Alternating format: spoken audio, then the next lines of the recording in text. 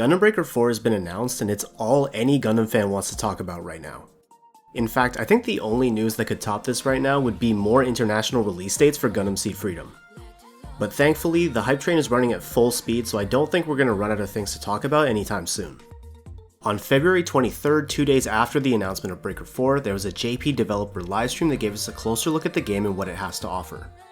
I wanted to make this video to go over some of the new information we learned from that stream. This is not going to be a super in-depth breakdown or anything like that because obviously I don't speak Japanese, so I didn't understand most of what the developers were saying, but I just wanted to let you guys know some of the things that I noticed when I was watching the stream.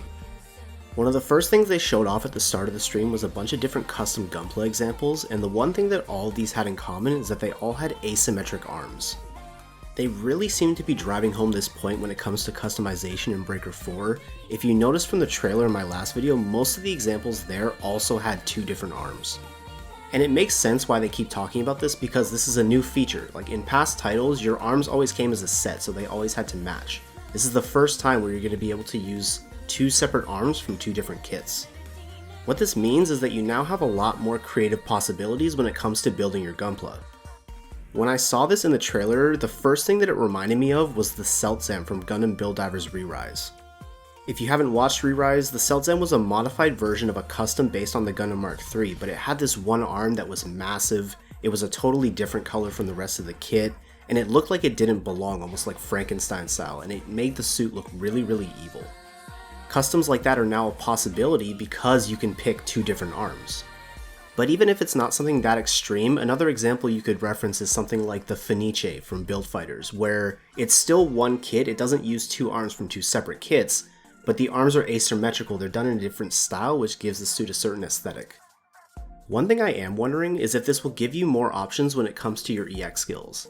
I don't remember much about Breaker 3 because I was so young when I played it, but in Breaker Mobile, some arm pieces had specific EX skills attached to them. So things like the Starbuild Strikes arms have the RG Build Knuckle as a skill, the Shining Gundams obviously have the Shining Finger, things like that. What I'm wondering is if now in Breaker 4, by choosing two different arms, you might potentially have two different EX skills, one for each arm. Now at a certain point after this, again, I do not speak Japanese, but they were clearly talking about Witch for Mercury. It seemed like they were asking either which suits or how many suits from the series were going to be in the game. Now I recognize them mentioning something about the first season, and then they specifically mentioned Ariel, which of course we've seen in the promotional material. Ariel is literally in the key art, and then they also mentioned the Darrowbald. So I'm not 100% sure at this point if this means that these are the two that they're willing to confirm will be in the game right now, but there will actually be more when the game launches, or if they're saying that these are the only two G-Witch suits that will be in the game when the game releases. I really hope that we see more G-Witch suits either in the game right away or later on as DLC, because I think it would be a shame not to be able to use parts from suits like the Ferract, the Schwarzette, the Calibarn. G-Witch just has so many great designs to pick from. They also showed us what the lobby looks like in Breaker 4. You now enter the lobby as your gunpla rather than a pilot character, and while you can only launch missions in groups of 3, the lobby can hold up to 24 people. I'm not sure if there will be something similar to a clan feature in this game, but I think it would be really cool if there was, so that you could all gather in a lobby and admire each other's builds and stuff. Your gunpla can also emote, which is nice, you know, more ways to express yourself. I don't think anyone would ever say no to having emotes in a game, so that's pretty cool. And then they move on to the assembly screen where you can see that you can add builder's parts to your gunpla. This feature was in Breaker 3, but if you only played mobile, these are essentially additional parts that give your build a little something extra that isn't included in the parts you've already selected. In the sample gunpla they've put together, you can see that it has an extra V-fin for some reason. It's got 2 anti-ship swords, 2 missile pods, and 2 shield bits.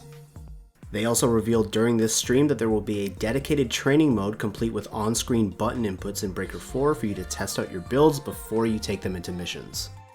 I cannot believe that a Breaker game got a proper training mode before any of the Gundam Extreme Versus games, but that's besides the point, we're moving on.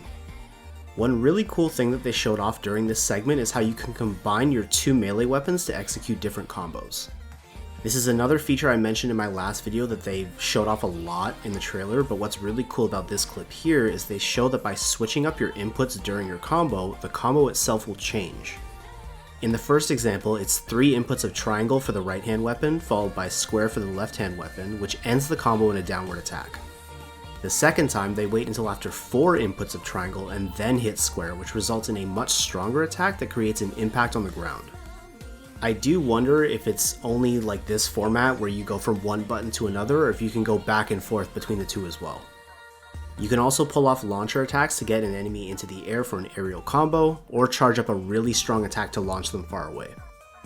Your EX skills are in the bottom left of your screen. They're activated by pressing L1 in combination with either triangle, circle, X, or square. On the bottom right is the same thing but for optional moves, and it looks like some if not all are tied to your builder's parts. You activate them the same way, just with R1 instead of L1. Not sure how this will work on PC, maybe you'll be able to bind each skill or optional move to a separate key, who knows. The main thing that people will take away from this stream is they did a full demo mission which consisted of 3 waves with a final boss at the end of the 3rd one. One small detail that I liked is that at the start of the mission you can see all 3 Gunpla take off together. I know it's like a really small detail, but it just reminded me of the launch sequences in Build Fighters Try, and I'm a huge Build Fighters fan. Going back to the whole asymmetric arms thing, you can see here that certain arm parts will also change your combos. In this case, the High Gog's arm is really long and it can stretch out kind of, so it changes the animation of the combo with these wide swings and spins. The final boss fight was against a perfect grade unicorn. This is not obviously the first time that we've seen a perfect grade boss battle, but in the previous trailer it was always with the RX-78. The boss's health is split into multiple sections, and there's a red bar underneath that tracks how close you are to depleting the next chunk of the boss's total health. I'm not really sure what the purpose of this format is. Maybe it's just that it's easier to see instead of looking at the small chunks on the full health bar, I don't know. I play a lot of Destiny 2, and when a boss's health is split like this, it usually means there's going to be some sort of immune phase or mechanic when you reach the next threshold. That doesn't seem to be the case here, although at one point the boss does put up a barrier when its health gets low. You can also notice that before the boss does certain moves, there are AoE indicators to show you where the danger zone is, and you also hear a new type flash sound effect when the boss is about to attack. These remind me of like MMO game language cues that are meant to just give you an idea of how you're supposed to participate in the fight. Towards the end of the stream, they did give some additional information on the network test, which will be happening mid-March on Switch and PlayStation. There has been no mention of PC yet. Unfortunately, there's also been no mention of any other regions other than Japan, but if I find out anything, I will keep you guys posted.